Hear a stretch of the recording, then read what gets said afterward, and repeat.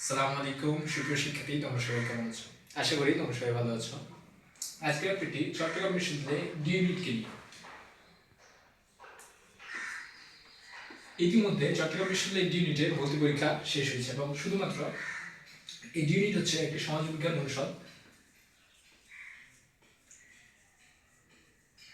এই সমাজবিজ্ঞান অনুষদে শিক্ষার্থীরা সায়েন্স, আর্টস এবং কমার্স তিনটি বিভাগ থেকে এই ডি ইউনিটে পরীক্ষা দিয়ে থাকে এবং এই ডি ইউনিটে সায়েন্স, আর্টস এবং কমার্স একটি কম্বাইন একটি পরীক্ষা হয়, ভর্তি পরীক্ষা। এই কম্বাইন ভর্তি পরীক্ষায় সায়েন্স ব্যাকগ্রাউন্ড থেকে অর্থাৎ যারা বিজ্ঞান অনুষদ থেকে পরীক্ষা দেয় তাদের মেরিট অধিকাংশ দূরে থাকে, বা যারা দূরে থেকেও সাবজেক্ট পায় অনেকে বলে যে সাবজেক্ট পাবো কিনা, অর্থাৎ সায়েন্স ডি ইউনিট থেকে বিজ্ঞান, মানবিক, ব্যবসা এই তিনটি শাখায় ভর্তি হয়ে তিনটি শাখার শিক্ষার্থীরা এই ডি ইউনিটে পরীক্ষা দেয় চট্টগ্রাম বিশ্ববিদ্যালয়ের এই সমাজবিজ্ঞান অনুষদ।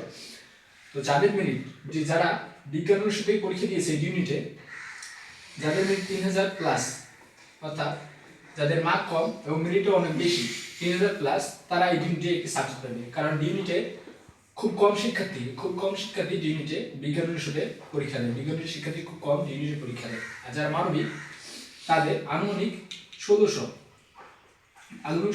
মেরিট পর্যন্ত শিক্ষার্থী যদি থাকে তাহলে মানবিক থেকে ডি ইউনিটে চান্স পায়। আর ব্যবসা শিক্ষা আনুমানিক 2000-এর ভিতরে যারা মেরিট পজিশন থাকে তারা চান্স পায়।